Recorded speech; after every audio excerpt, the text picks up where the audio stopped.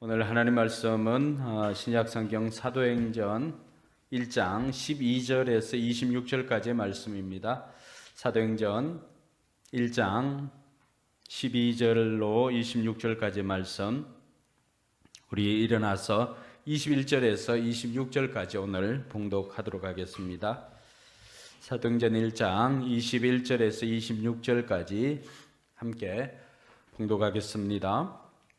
그러므로 주 예수께서 우리와 함께 지내시는 동안에 곧 요한이 세례를 주던 때로부터 예수께서 우리를 떠나 하늘로 올라가신 날까지 늘 우리와 함께 다니던 사람 가운데서 한 사람을 뽑아서 우리와 더불어 부활의 증인으로 삼아야 할 것입니다.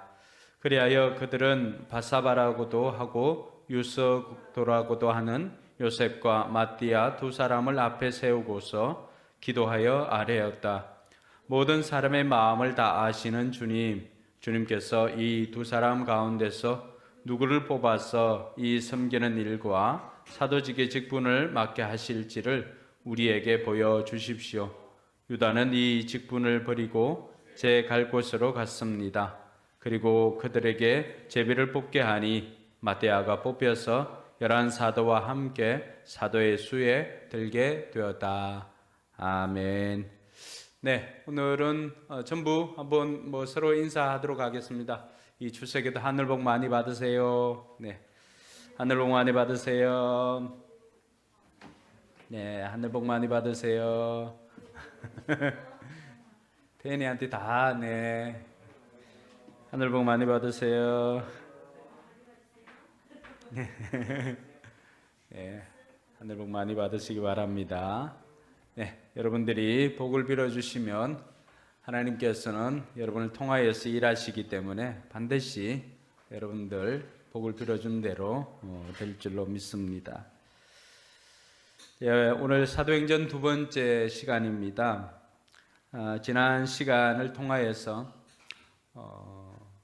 성령이 임하게 되면은 우리가 정인의 삶을 살 수 있게 된다라고 했습니다. 그래서 이들은 기뻐하면서 기다렸고 또 기도하면서 기다렸다라고 했습니다. 그 첫 번째 시간들을 이렇게 하다 보니까 좀 더 다루었으면 좋았을 법한 내용이 있었습니다. 그것은 바로 예수님의 성천입니다. 예수님께서 11절에 보니까 갈릴리 사람들은 어찌 하늘을 쳐다보면서 서 있느냐? 너희를 떠나서 하늘로 올라가신 이 예수는 하늘로 올라가시는 것을 너희가 본 그대로 오실 것이다 하고 말하였다. 예수님께서 오직 성령이 너희에게 임하시면 너희가 권능을 받고 예루살렘과 온 유대와 사마리아와 땅끝까지 이르러 내 증인이 되리라 라고는 제자들에게 말씀해 주셨습니다. 그러고 난 다음에 예수님께서는 그 모든 사람들이 보는 앞에서 예수님께서는 구름을 타시고 또 하늘로 승천하셨습니다. 사람들이 이렇게 하늘을 계속 쳐다보니까 나중에는 이제 구름이 이렇게 올라가니까 그 구름 아래에 있으니까 더 이상 예수님을 볼 수가 없습니다. 그때 흰옷 입은 두 천사가 와서 갈릴리 사람들에게 그렇게 말하였던 것입니다. 너희들 왜 하늘로 이렇게 보고 있느냐? 너희를 떠나서 하늘로 올라가신 예수님은 하늘로 올라가신 것을 너희가 본 그대로 오게 될 것이다 말하고 있습니다. 여러분, 이것을 통하여서 우리가 반드시 알 수 있는 것이 있습니다. 첫 번째는 예수님 다시 오신다는 것입니다. 예수님의 재림이죠. 예수님 다시 오십니다. 그리고 예수님 오실 때는 그냥 저 변방에서 아무도 모르게 몰래 살짝 오는 게 아닙니다. 그죠? 올라가신 그 모습 그대로 오신다고 했으니까 구름 타고 이 땅에 오십니다. 그리고는 모든 사람들이 보는 데서 다 오십니다. 사람들이 볼 수 있게 오십니다. 자, 이 세 가지, 초자연적으로 오시고 공개적으로 오시고 범세계적으로 오십니다. 여러분, 이 한 절만 우리가 잘 알고 있어도 수많은 이단의 유혹으로부터 우리가 벗어날 수가 있습니다. 한국에도 자칭 예수라고 하는 사람들이 33명 이상 있습니다. 근데 여러분 모르잖아요. 그럼 그 사람들은 그냥 어느 날 자기가 계시를 받고 재림 예수가 되었다고 하고는 그렇게 다니는 것입니다. 우리가 이 말씀 한 절을 제대로 알고만 있어도 그들이 이단이다라고 하는 것을 우리는 명백하게 알 수가 있습니다. 여러분, 코로나가 변방이 생겼지만은 코로나가 우리나라의 일이나 중국만의 일로 그쳤습니까? 아니지요. 모든 세상이 코로나 알지요. 네. 예수님의 오심을 코로나에 비유해서는 좀 그렇지만은 예수님의 오심도 몇몇 사람들, 자기네들끼리만 아는 그런 것이 아니라고 하십니다. 주님의 재림은 세상 모든 사람들이 다 알게 되는 것입니다. 할렐루야. 그래서 저와 여러분들이 이 성경을 제대로만 알고 있어도 우리는 수많은 이단들로부터 벗어날 수가 있고 하나님께서 주시는 진정한 자유와 복을 누리며 신앙생활할 수 있다라고 하는 것을 예수님의 승천하신 그 모습을 통해서 재림까지도 알게 되는 것입니다. 그래서 이러한 것들이 우리가 일상 가운데서도 성경을 좀 읽어야 하는 이유를 설명해 주고 있습니다. 그럼 사도 바울이 이 성경에 대해서 우리에게 가르쳐 주고 있습니다. 디모데후서 3장 15절 16절 한번 찾아볼까요? 디모데후서 3장 15절에서 16절. 네. 세 번역을 많이 가지고 있으나 세 번역을 한번 읽도록 하겠습니다. 그대는 어려서부터 성경을 알고 있습니다. 성경은 그리스도 예수를 믿는 믿음으로 말미암아 그대에게 구원에 이르는 지혜를 줄 수 있습니다. 모든 성경은 하나님의 영감으로 된 것으로서 교훈과 책망과 바르게 함과 의로 교육하기에 유익합니다. 17절까지 읽어볼까요? 성경은 하나님의 사람을 유능하게 하고 그에게 온갖 선한 일을 할 수 있게 하는 것입니다. 할렐루야. 여러분, 성경은 이처럼 우리에게 구원에 이르게 하는 믿음을 가르쳐 준다라고 했습니다. 우리가 예수 그리스도를 믿는 믿음으로 말미암아서 구원받는 것, 성경이 아니고서는 우리가 어떻게 알 수 있겠습니까? 그래서 성경을 우리가 읽으면 우리가 예수 그리스도를 믿는 믿음으로 말미암아서 구원에 이르는 지혜를 알게 됩니다. 한 걸음 더 나아가서 모든 성경은 하나님의 영감으로 된 것으로서 교훈과 책망과 바르게 함과 의로 교육하기에 유익하다라고 했습니다. 그래서 우리가 가르칠 때도 또 아니면은 권면할 때도 말씀으로 권면하는 것입니다. 말씀으로 가르치는 것입니다. 뿐만 아니라 성경은 하나님의 사람들로 하여금 뭘 하게 한다라고 했습니까? 유능하게 한다라고 했습니다. 유능하게. 많은 사람들이 유능하게 되기를 사모하잖아요. 그런데 성경에서 가르쳐 주는 대로 성경에서 가르쳐 주는 만큼 성경을 읽지 않습니다. 여러분, 이 땅에 수많은 사람들의 인생 매뉴얼이 성경 아니겠습니까? 저는 심리학을 하는 사람들이 세상 심리학 책도 많이 봐야 되지만 저는 성경을 봐야 한다라고 생각하고 있는 사람입니다. 왜냐하면 사람의 마음이나 사람에 대한 모든 것이 이 책 안에 다 있습니다. 그 사람들이 어떻게 하면 살 수 있고 또 어떻게 하면 힘든 시간들을 벗어날 수 있는지 성경에서 다 가르쳐 주고 있습니다. 하나님의 사람을 유능하게 만들어주는 것이 성경입니다. 그래서 여러분들이 유능하게 되기를 소망한다면 여러분 성경을 읽으시기 바랍니다. 뿐만 아니라 그에게 온갖 선한 일을 할 수 있게 하는 것입니다. 여러분, 우리는 선한 사람이 아닙니다. 근데 놀라운 것은 성경을 읽으면 우리가 선한 일을 하게 됩니다. 우리가 그렇게 믿음이 좋은 사람들 아닙니다. 저도 마찬가지고요. 그런데 성경을 읽고 나면은 믿음 있는 행동을 하게 됩니다. 우리가 능력 있는 사람들이 아닙니다. 그런데요, 성경을 읽고 나면은, 성경을 읽으면 우리는 능력 있는 삶을 살게 됩니다. 왜 그럴까요? 하나님께서 우리로 하여금 능력 있는 삶을 살 수 있게 해주십니다. 동의하십니까? 그래서 이 성경이 이러한 유익이 있고 이러한 은혜가 있고 이러한 능력이 있기 때문에 바울은 우리에게 이러한 성경을 읽을 것을 권면하고 있습니다. 오늘 저와 여러분들이 다시 한번 이 성경에 사로잡히는 은혜가 있기를 주님의 이름으로 축원합니다. 이제 본론으로 돌아왔어요. 예수님께서 승천하신 이후에 예수님께서 승천하시면서 뭘 약속했습니까? 너희가 한 곳에 모여서 아버지께서 약속하신 그 성령을 기다리라고 했습니다. 성령이 임하게 되면은 너희가 증인이 될 것이다 라고 이야기를 하셨지요. 그 이스라엘 그 사람들은, 제자들은 이스라엘 회복을 물었지만은 예수님께서는 그거는 중요한 일이지만은 그러나 너희가 해야 하는 것은 증인의 일이다라고 하는 것을 가르쳐 주면서 이 증인의 일을 하기 위해서는 너희가 성령이 너에게 임하여야만 할 수 있다라고 했습니다. 자, 예수님께서 이 말씀을 하시고 승천하셨습니다. 승천하신 예수님, 그 약속하신 성령님께서 임할 동안에는 이들이 뭘 느끼겠습니까? 어떻게 보면은 그 시간적인 차이가 있기 때문에 성경에서도 보면 한 일주일 정도 차이가 있습니다. 여러분, 이때 이들은 예수님의 부재나 예수님의 공백을 느끼게 됩니다.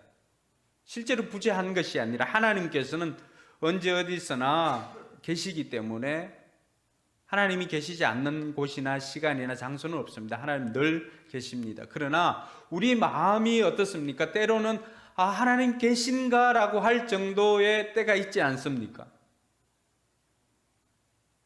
오늘 어떻게 보면은 처음 시작하는 이 교회가 처음으로 맞는 위기일 수도 있습니다. 예수님께서 십자가에 달려 죽으시고 난 다음에 이들은 굉장한 위기를 경험했죠. 그래서 그들은, 심지어 베드로는 다른 제자들과 데리고 오는 고기 잡으러 다시 갔습니다. 그 전에 예수님께서 부활에 대해서 많이 이야기를 해주셨지만은 여전히 그들은 잊어버리고 그 위기 가운데서 벗어났습니다. 어떤 사람들은 모여서 두려움에 떨고 있었습니다. 그런 제자들을 향해서 예수님께서 친히 찾아가 주셔서 만나 주시고 성령을 받아야 된다라고 말씀해 주시고 하였습니다. 그러고 난 다음에 이들이 겪는 그 예수님의 부재를 잠시 동안 겪게 됩니다. 여러분, 우리가 겪게 되는 위기도 마찬가지입니다. 영원한 위기는 없습니다. 그 잠시 잠깐의 위기나 잠시 잠깐의 두려움이나 이런 것들 때문에 때로는 우리 인생이 망가질 수가 있습니다. 그래서 신약교회 처음 맞이하게 되는 이 위기 가운데 예수님의 부재를 느끼면서 위기를 겪고 있는 이러한 때 이들이 붙잡았던 것이 무엇인가를 우리가 알게 된다면 개인적으로나 공동체적으로 위기의 시대를 지나가고 있는 저와 여러분들이 어떻게 살아야 할 것인가에 대한 답을 얻게 되는 것입니다. 할렐루야. 위기의 시대에 교회는 무엇을 해야 할까? 우리 한국 교회나 한국 사회가 아이들 출산율이 1이 안 됩니다. 1이. 이 1이 안 된다라고 하는 것은 뭐지요? 시간이 지나면 계속해서 시간이 지나면 국민들의 수가 줄어들면은 국력은 쇠퇴해질 뿐만이 아니라 국가의 존폐 자체도 위기에 이르게 됩니다. 이런 교회에 위기가 찾아왔습니다. 차세대, 다음 세대들이 없는 교회들이 허다합니다.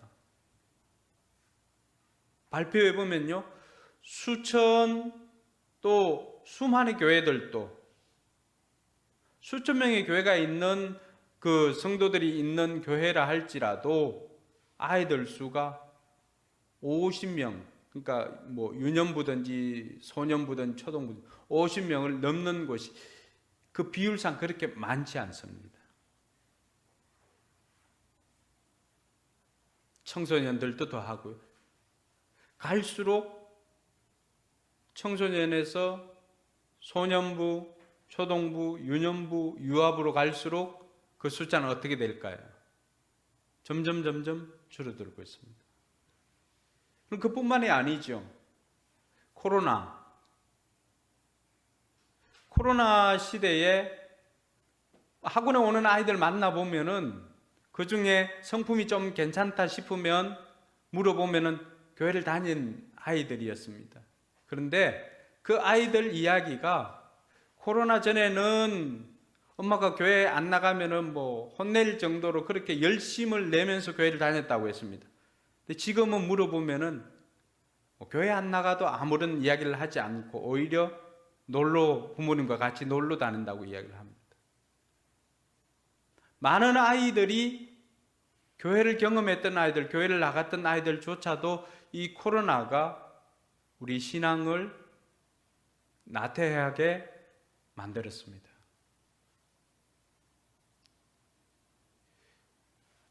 출산율뿐만이 아니라 이 코로나 자체가 우리에게 가져다 준 것도 신앙의 야성이 사라질 뿐만이 아니라 다음 세대를 급격하게 감소하게 만든 원인 중에 하나라고 할 수가 있습니다. 공동체 위기입니다. 개인은 어떻습니까?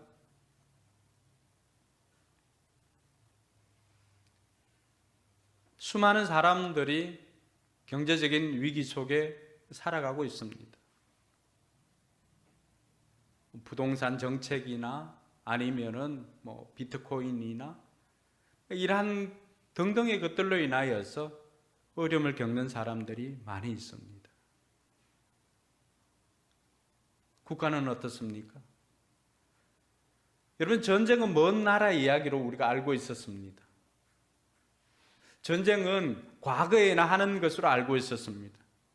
그런데 여러분, 21세기 우리가 살고 있는 이 시대에도 여전히 나라가 나라를 침략을 합니다. 우크라이나, 러시아 전쟁을 보면서 전쟁 우리 추억 속에 있는 그러한 것이 아니었습니다. 얼마든지 국가의 이익을 위해서라고 한다면 전쟁도 불사하는 것이 오늘날 우리가 살고 있는 이 시대인 것을 알게 됩니다. 여러분, 개인, 교회, 국가, 공동체 이 위기 가운데 신자들은 무엇을 하며 어떻게 살아야 할 것인가, 그 답을 신약교회의 위기를 맞았던 이 사람들이 붙잡았던 것을 우리가 붙잡는다면 그에 대한 답이 될 수 있을 것이라고 생각합니다. 그럼 위기를 살았던 위기의 신약교회는 무엇을 붙잡았는가? 그 첫 번째는 기도입니다. 기도.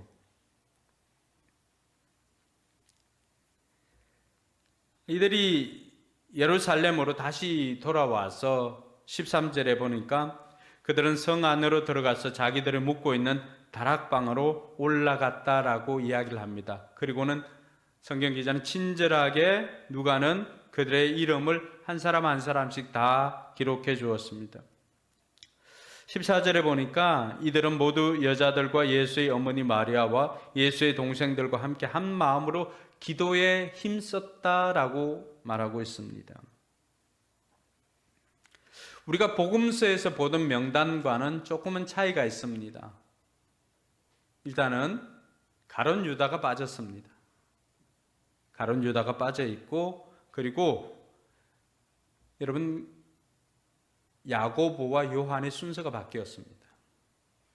그게 뭘 중요하냐라고 하지만은 의전 담당해 보신 분들은 알죠? 군에서나 아니면은 뭐 행사 있을 때 의전 담당할 때 혼나는 이유가 뭐냐 그러면 의자 이 뒤쪽에 그 내빈들 붙여놓잖아, 그죠? 그게 직급이나 이런 게 조금 뭐 서열상에 따라 다르면은 난리가 납니다. 뭐냐 그러면은 이 사도행전으로 들어오면서 신약교회가 태동하는 이 시기에 이제는 과거에는 야고보의 위상이 좀 더 앞에 섰다라고 한다면 이제는 요한이 그 자리를 대신하고 있습니다. 물론 이후에 야고보의 순교도 뭐 큰 몫을 하겠지만 그러나 이제 요한이 베드로와 더불어서 더 많은 일들을 감당하고 요한의 일의 역할이 굉장히 중요함을 말해주고 있습니다. 근데 저는 한 가지 더 제 시선을 잡았던 것은 그동안에는 예수님을 믿지 않았던 예수님의 가족들이 들어와 있다는 것입니다. 예수님의 어머니와 누가 있죠? 예수님의 아우들이 들어와서 함께 한 마음으로 기도에 힘썼다라고 이야기를 하고 있습니다. 저는 이 은혜가 우리 교우들 모든 가정에 있기를 주님의 이름으로 축원합니다. 여러분, 예수님의 동생들은 예수님 살아계셨을 때 믿지 않았습니다. 그러니까 그 동생들이 하는 이야기가 뭐예요? 아니 왜 시골 구석에서 이렇게 있냐고 알리려고 하면 저 큰 데 가서 좀 알리든지 하고 이렇게 이야기를 합니다. 예수님께서 사람들을 가르칠 때도 예수님의 어머님과 동생들이 예수님을 찾아왔습니다. 예수님을 찾아왔다라고 하는 것은 이 사람들, 예수 믿는 사람들은 그 자리에 와서 예수님의 가르침을 받고 있지만 예수님의 어머님과 동생들은 예수님을 믿지 않았기 때문에 그 자리에 없었던 것입니다. 그래서 제자들이 예수님, 가족들이 찾아왔습니다라고 하니까 예수님께서 누가 내 가족이냐? 누가 내 가족이냐? 아버지의 뜻대로 하는 사람이 내 가족이다라고 하면서 가족을 좀 더 확장해서 하늘 가족에 대해서 말씀해 주었습니다. 자, 이런 예수님에 대해서 반대하고 예수님을 믿지 않았던 이 예수님의 동생들이 어떻게 해서 예수님을 믿게 되었을까요? 그것은 예수님의 부활입니다. 부활. 예수님의 부활은 세상 그 어디에도 없는 유일한 것입니다. 그 부활을 경험하고 난 다음에 이들은 예수님께서 진정 그리스도이심을 고백할 수밖에 없었던 것입니다. 세상 모든 종교에는 죽음이 있습니다. 그러나 우리에게는 세상 어디에도 없는 다시 살아나는 부활이 있습니다. 그래서 예수님의 부활을 통하여서 지구상에 얼마나 많은 사람들이 예수님을 믿게 된 줄 모릅니다. 오늘 예수님의 어머님과 예수님의 동생들도 예수님의 부활을 경험하고 나니까 그들 역시도 예수님께서는 메시아이구나, 예수님께서는 그리스도이시구나 라고 하는 것을 부인할 수 없이 그들은 고백하고 이 공동체에 들어오게 되었던 것입니다. 그러므로 교회 공동체는 예수님께서 그리스도이심을 믿는 사람들뿐만이 아니라 예수님께서는 다시 부활하셨다라고 하는 것을 믿는 공동체인 것을 다시 한번 깨닫게 되는 것입니다. 이들이 모여서 일상을 회복하고 난 다음에 일상에 들어와서 이들이 했던 것이 무엇입니까? 14절에 있는 것처럼 그들은 오로지 기도에 힘썼다라고 했습니다. 물론 약속하신 성령님을 받기 위해서도, 성령님이 임하기를 위해서도 기도하였지만은, 그러나 이들이 더 우선적으로 했던 것은 이들의 마음속에 있는 염려, 근심, 걱정들을 몰아낼 수 있는 것은 기도밖에 없는 것입니다. 할렐루야. 그래서 이들은 더욱더 기도하였습니다. 이들의 기도한 이 모습을 보면 몇 가지 특징이 있습니다. 이들은 함께 기도했습니다. 많은 서양 사람들은 어떻습니까? 함께 기도하기보다는 홀로 기도하기를 좋아합니다. 한국 교회가 가지고 있는 아름다운 전통 중에 하나는 바로 모여서 함께 기도하는 것입니다. 할렐루야. 함께 기도할 뿐만이 아니라 성경은 오늘 뭐라고 말합니까? 마음을 모아서 한 마음으로 기도에 힘썼다라고 이야기를 하고 있습니다. 합심해서 기도하고 있는 것입니다. 합심 기도의 능력입니다. 그래서 마태복음 18장 19절에는 뭐라고 되어 있냐 그러면 내가 진정으로 거듭 너에게 말한다. 땅에서 너희 가운데 두 사람이 합심하여 무슨 일이든지 구하면 하늘에 계신 내 아버지께서 그들에게 이루어 주실 것이다. 그러면서 18장 20절은 뭐라고 말합니까? 두세 사람이 내 이름으로 모이는 곳에 나도 그들과 함께 할 것이다. 할렐루야. 그럼 두 사람 일상이 합심해서 땅에서 무슨 일이든지 구하면 하나님께서는 하늘에서 들으시고 무슨 일이든지 행하시겠다라고 약속해 주었던 것입니다. 오늘 예배 자리에 나온 저와 여러분들이 이 약속을 붙잡게 되기를 주님의 이름으로 축원합니다. 뿐만 아니라 이들은 전심으로 오로지 마음을 다해서 기도에 힘썼습니다. 전심으로 기도하였던 거죠.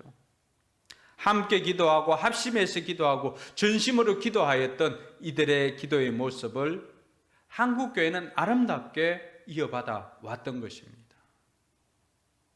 이 한국교회의 아름다운 전통입니다. 그런데 코로나나 여러 가지 일들로 인해서 차츰 이런 기도가 사라져 가고 있지 않습니까? 우리 교회만 해도 여러분 모여서 합심해서 우리가 전심으로 기도한 때가 언제였습니까? 놀라운 것은 부흥회 때는 항상 이런 기도가 있었다는 사실입니다. 여러분 부흥회 때는 항상 합심해서 기도하는 중에 그들에게 성령이 임하게 되고요. 성령이 임하게 되니까 하나님의 영은 우리로 하여금 죄에 대해서 의에 대해서 심판에 대해서 말해주니까 우리가 뭐인 줄을 깨닫게 된 거예요. 죄인인 줄 깨닫게 되니까 합심해서 모여서 기도할 때마다 터졌던 것이 뭘까요? 회개 기도입니다. 성령님께서 내 안에 있는 내 마음을 조망해 주시니까 그 빛 대신 예수님께서 내 속에 있는 것들을 다 비추어 주니까 어둠 속에서 내 마음에 있는 우상들이 드러나는 것입니다. 이스라엘 백성들이 가나안에 들어갔을 때 왜 하나님께서 이들을 다 멸하라고 했을까?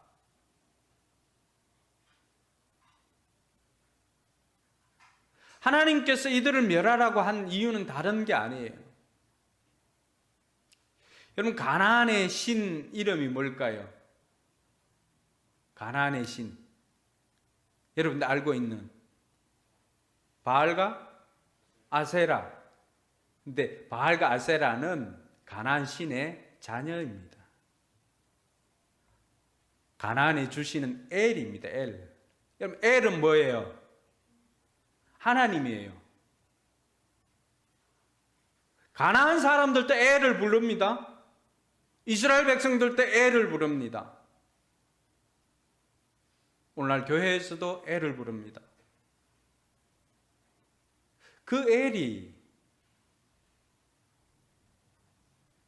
예수 그리스도의 아버지 되시는 그 하나님 아버지인가는 우리가 다시 한번 물어봐야 합니다.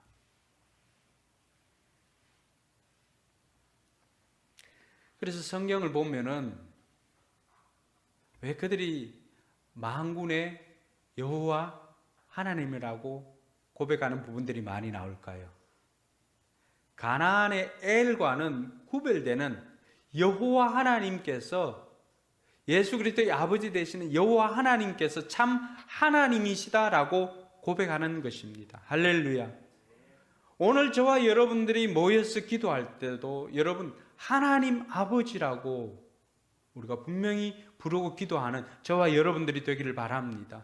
왜냐하면 예수님께서 그렇게 하라고 가르쳐 주셨잖아요. 그렇지 않으면 우리가 하나님이라고 부르기는 하지만 그 하나님이 내 속에 있는 우상으로 만들어진 하나님일 수도 있다라고 하는 것입니다. 성령님께서 우리 내면을 조망해 주시면은 내가 몸은 이곳에 있지만은 내 마음에 있는 참 하나님은 돈일 수도 있습니다. 명예일 수도 있습니다. 탐욕일 수도 있습니다. 이들이 붙잡았던 것은 전심으로 하나님 앞에 기도하면서 우리가 사도행전 2장에 가보면 경험하게 될 것이지만 이들은 합심하여 또 베드로가 나가서 설교하였을 때는 회개하며 우리가 어찌할꼬 라고 회개의 역사도 일어났던 것을 보게 됩니다. 사랑하는 성도 여러분, 위기의 순간에 교회가 붙잡은 것은 기도입니다. 기도. 오늘 우리 인생 가운데서도 저와 여러분들도 이 기도를 붙잡게 되기를 주님의 이름으로 축원합니다. 우리가 기도하면 기도가 우리를 살릴 것입니다. 하평이는 선글라스 이렇게 끼고 있으니까 좋은지 안 좋은지 잘 모릅니다. 그런데 머리가 내려가면 좋은지 안 좋은지 알 수가 있습니다. 위기의 순간 신약교회가 붙잡았던 것 두 번째는 성경입니다. 성경. 여러분, 이렇게 해서 제자들이 모이고 120명의 성도들이 모여 있을 그 어느 날 120명쯤 모였는데 베드로가 일어나서 힘있게 말합니다. 형제 자매 여러분, 예수를 잡아간 사람들의 앞잡이가 된 유다에 관하여 성령이 다윗의 입을 빌어 미리 말씀하신 그 성경의 말씀이 마땅히 이루어져야만 하였습니다 라고 이야기를 합니다. 그러면서 베드로는 이 유다에 관한 이야기를 풀어줍니다. 그는 우리 중에 있었던 한 사람이었습니다.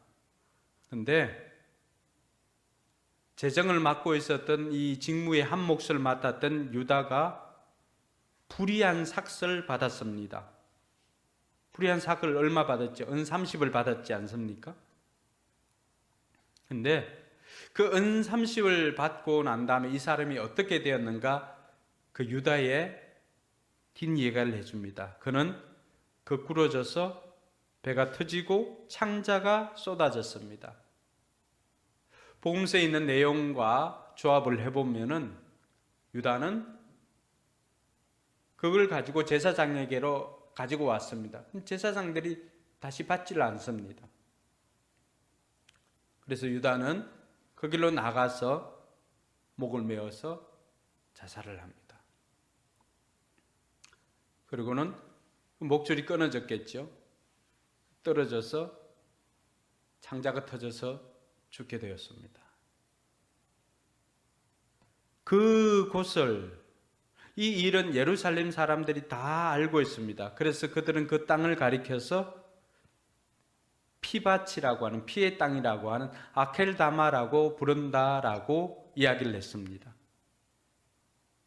그러고 난 다음에 베드로가 이제 거기에 대해서 해석을 해줍니다. 시편에 기록하기를 그의 거처가 폐허가 되게 하시고 그 안에서 사는 사람이 없게 하십시오. 시편 69편 25절을 인용한 것입니다.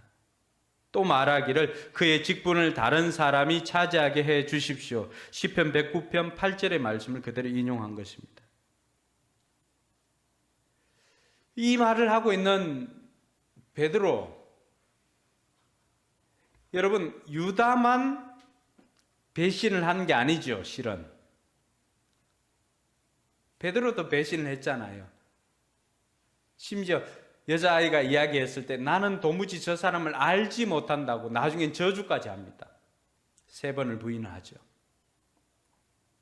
그런데 유다도 배신하고 베드로도 배신했는데 한 사람은 이렇게 저주스러운 죽음을 당하고 한 사람은 오늘 신약교회 지도자가 되어서 그 사람들 앞에 서서 우리가 어떻게 해야 된다라고 하는 갈바를 제시하고 있습니다. 무엇이 이들을 이렇게까지 바꿔놓았을까요? 그것은 회개의 기회가 왔을 때 회개하였느냐 하지 않았느냐 그 차이였습니다. 유다는 그 기회를 놓쳤습니다. 근데 베드로는 새벽닭이 울 때 뛰쳐나가서 그 괴로움을 하나님 앞에 고백하면서 회개하였던 것입니다. 그가 다시 삶의 현장에 나가서 차마 제자라고 하는 이름으로 사는 것이 두려워서 갈릴리 현장으로 가서 그냥 고기 잡는 어부의 삶을 살고자 했던 것입니다. 근데 부활하신 주님께서 그곳에 와서 다시 베드로를 만나 주었습니다. 왜냐하면 베드로의 그 마음이 어떤지를 예수님께서 가장 잘 아시기 때문입니다. 여러분 마음속에 차마 내가 진짜 신자가 맞냐?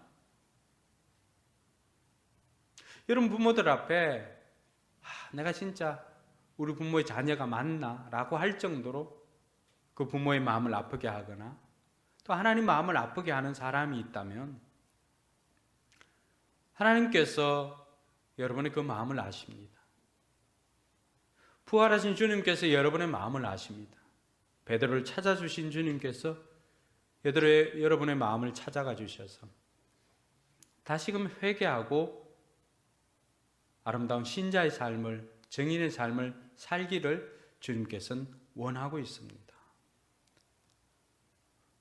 우리 주님께서는 책망하지도 아니하시고 베드로를 불러주시고는 다시금 그에게 사명을 맡겼습니다. 이처럼 기회를 얻고 그 기회를 붙잡은 베드로는 어떻게 했을까요? 이제는 죽음도 불사합니다. 저는 오늘 이 은혜가 예배 참여한 우리 모두에게 있기를 주님의 이름으로 축원합니다. 이때 위기의 순간에 신약교회가 베드로가 붙잡았던 것이 무엇입니까? 그것이 바로 말씀입니다. 성경입니다. 되어진 상황들을 성경을 통해서 해석을 해줍니다. 유다에 관한 것이 성경에 예언되어져 있었는데 시편 69편 25절 말씀에 예언되어진 것과 시편 109편 8절의 말씀이 예언되어졌는데 이 예언의 말씀이 성경 말씀을 우리가 붙잡고 성경 말씀대로 이루어져야 합니다 라고 선포하였던 것입니다. 그래서 유다의 배신도 새로운 사도를 뽑아야 합니다라고 하는 것도 성경 말씀을 이루기 위함이다라고 하는 것입니다. 여러분, 새로 시작하는 신약교회가 붙잡았던 것이 무엇입니까? 바로 성경대로의 원칙입니다. 할렐루야. 성경이 하라고 하면 하고 성경이 하지 말라고 하면 하지 않는 이 원칙을 붙잡았던 신약교회는 오늘 오고는 모든 세대들을 향해서 아름다운 전통을 우리에게 남겨주었던 것입니다. 그래서 우리가 붙잡고 있는 원칙이 무엇입니까? 우리가 붙잡고 있는 원칙도 우리 교회가 붙잡고 있는 원칙도 성경대로의 원칙입니다. 할렐루야. 위기의 순간에 그들이 성경 말씀을 이루기 위함이다. 성경 말씀이 하라고 하면 하고 성경 말씀이 하지 않는 것은 하지 않았던 이들의 모습을 우리가 신약교회 회복을 추구하는 우리 포커스 교회가 붙잡아야 할 원칙인 줄 믿으시기 바랍니다. 그래서 위기의 때뿐만이 아니라 우리는 모든 세대에 우리가 붙잡아야 할 원칙은 바로 성경대로의 원칙입니다. 사랑하는 성도 여러분, 성경이 하라고 하면 하고 하지 말라고 하면 하지 않는 성경대로의 원칙을 붙잡고는 싶은데 실상은 어떻습니까? 따라합시다. 성경을 몰라도 너무 모른다. 네. 문제는 거기에 있습니다. 다 성경대로 살고 싶습니다. 성경대로 원칙 붙잡고 살고 싶습니다. 그런데 성경을 읽지 않다 보니까 이게 물고기 5마리, 보리떡 2마리인지 보리떡 5개인지 물고기 2마리인지 헷갈릴 때도 있고, 이게 엘리야인지 엘리사인지 헷갈릴 때도 있습니다. 모릅니다. 로뎀은 그냥 동네에 있는 카페 이름인 줄 알고 있습니다. 이 현실이죠. 그럼 다시 한번 우리 교회가 위기의 시대를 살아가고 있는 저와 여러분들이 다시금 붙잡아야 할 것이 성경인데, 성경 유익에 대해서 이미 말씀해 드렸지 않습니까? 우리가 성경을 읽어야 합니다. 성경 읽는 거 멈추었다면 다시 시작할 수 있기를 바랍니다. 다시 시작하고, 여러분 성경을 읽을 뿐만이 아니라 성경을 읽고 있는 분들은 말씀 묵상에도 한번 도전해 보시기 바랍니다. 시편으로 시편 1편, 2편, 3편 이렇게 시편을 가지고 해도 도움이 되고요. 잠언이 31장까지 되었으니까 잠언 한 장씩을 매일매일 이렇게 묵상해도 도움이 되고요. 그렇지 않으면 교회가 가고 있는, 교회가 주 만나로 새벽 묵상을 하지 않습니까? 주 만나를 통하여서도 하게 하면 도움이 됩니다. 그래서 필요로 하는 분들은 주 만나 청소년 주만틴 같은 경우는 3개월치가 다 들어있습니다. 그 한 권 있으면 3개월치를 하게 됩니다. 그렇지 않으면 필요한 분들은 남아있으면 주 만나를 가지고 가서 그걸 가지고 하나님께서 오늘 내게 뭘 원하는지, 내가 어떻게 살면 되는지, 거기에서 하나님의 뜻을 찾는 말씀 묵상에도 도전해 보시기 바랍니다. 여러분, 위기의 순간에 이들이 붙잡았던 것이 성경이고 위대한 사람들이 붙잡았던 것도 성경이었습니다. 종교개혁을 시작했던 마틴 루터도 그가 시름에 빠져 있을 때 말씀을 펴서 읽으라고 하는 그 음성을 듣고 성경을 펴서 읽고는 그가 로마서를 읽고 그 인생이 변화되고, 우리가 의에 이르는 것은 우리 힘으로 되는 것이 아니구나라고 하는 것을 깨닫고는 종교개혁을 시작하게 되었던 것입니다. 사랑하는 성도 여러분, 우리 인생의 개혁도 위기의 순간에서 벗어날 수 있는 것도 바로 성경을 붙잡을 때 우리가 위기의 순간에서 벗어날 수 있다라고 하는 것을 믿으시기 바랍니다. 마지막으로 이들이 붙잡았던 것은 바로 하나님의 주권을 인정하였던 것입니다. 여러분, 이들이 새로운 직분을 위해 새로운 사람을 뽑아야 한다라고 하는 것까지는 시편에 기록되어져 있는 것입니다. 그런데 어떻게 해야 할까는 기록되어 있지는 않습니다. 그래서 이들은 어떻게 했습니까? 이들이 정한 것이죠. 이들이 뭘 정했습니까?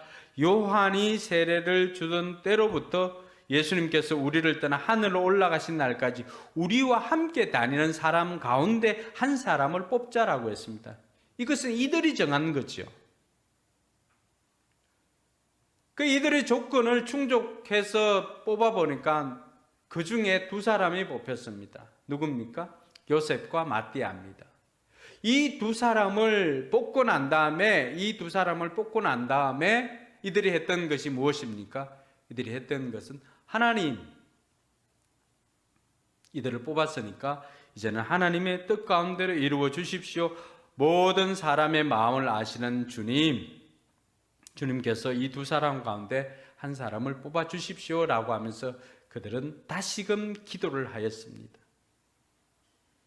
여러분, 이제 이들의 모습 속에서 어느 정도 예수님의 그 기도의 모습이 보여지지 않습니까? 예수님께서 12제자를 뽑을 때 뭘 했습니까? 밤이 새도록 예수님께서 산에 올라가서 기도하고 난 다음에 12를 택하였습니다. 그러니까 그곳에는 더 많은 제자들이 있었겠죠. 그런데 기도하고 난 다음에 온 밤을 새워서 기도하고는 12를 택하였습니다. 오늘 이들의 모습에서 이제는 이들이 예수님의 기도를 배운 것이죠. 기도를 가르쳐 달라고 했던 이들이 이제는 기도를 배우고는 이들 역시도 기도하였습니다. 그리고는 그 둘 중에 마띠아가 뽑혔습니다. 사랑하는 성도 여러분, 이들이 했던 것은 하나님의 주권을 인정한 것입니다. 방법은, 계획은 이들이 조건이나 이런 것들은 이들의 경험이나 이들의 그 모든 전통을 가지고 했다라고 한다면은 그 위에 하나님께서 우리가 기도하면 하나님께서 하나님 마음에 속한 자를 뽑아 주실 것이라고 하는 하나님의 주권을 믿는 믿음이 이들에게는 있었던 것입니다. 그래서 이들은 기도하고 제비를 뽑으니까 마띠아가 뽑히게 되었던 것입니다. 여기서도 우리가 붙잡는 것은 내가 할 일이 있고 하나님께서 하실 일이 있다라고 하는 것입니다. 우리는 끝까지 하나님께서 일하실 공간을 두고는 우리는 기도하고 하면은 우리가 기도하면 하나님께서 일하십니다. 할렐루야. 그래서 잠언 16장 1절에는 이런 말씀이 있습니다. 계획은 사람이 세우지만 결정은 주님께서 하신다. 그래서 잠언 16장 9절에 내려가 보면은 이렇게 되어 있습니다. 사람이 마음으로 자기의 앞길을 계획하지만 그 발걸음을 인도하시는 분은 주님이시다. 할렐루야. 사랑하는 성도 여러분, 위기 때 이들은 하나님의 주권을 인정하고 그들은 자기들이 할 수 있는 부분은 최선을 다해서 했습니다.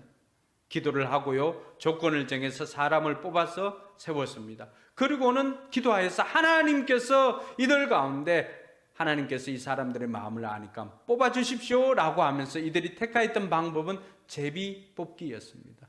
그래서 뽑았던 것이 마띠아였습니다. 그 이후에 그 어느 누구도 마띠아가 뽑혔을 때 이견을 제시하거나 이런 사람이 없었습니다. 이들은 온전히 하나님의 주권을 인정하였던 것입니다. 사랑하는 성도 여러분, 위기의 순간에 신약교회가 붙잡았던 것은 세 가지. 그들은 기도를 붙잡았습니다. 그들은 성경을 붙잡았습니다. 그들은 하나님의 주권을 붙잡았습니다. 오늘 저와 여러분들이 위기의 시대에 지나가고 있는 저와 여러분들도 이 세 가지를 붙잡게 되기를 주님의 이름으로 축원합니다. 우리 말씀을 생각하면서 한번 기도하겠습니다.